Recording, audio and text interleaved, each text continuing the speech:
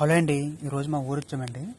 మా ఇంటి వెనకాల ఉన్న స్థలంలో చిన్న నాటుకోడి ఫామ్ అయితే వేసాము 100 గజాల్లో.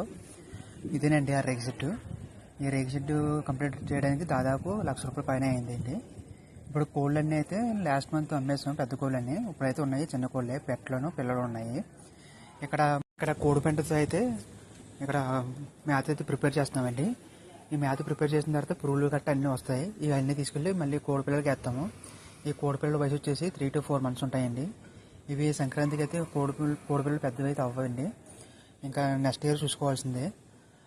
ఇక్కడ మిగిలిన స్థలంలో ఏం చేసామంటే అండి, ఇక్కడైతే మొక్కలు నాటామండి. 3 to 4 years అయితే కంప్లీట్ అయినాయి మొక్కలు నాటడం.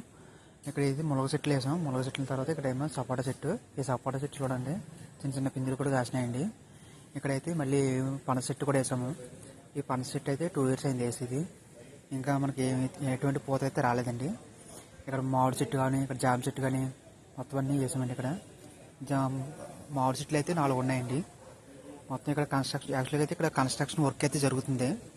ఈ కన్స్ట్రక్షన్ వర్క్ ఏంటంటే మన సరిహద్దుల్లో మనం స్తంభాలు అయితే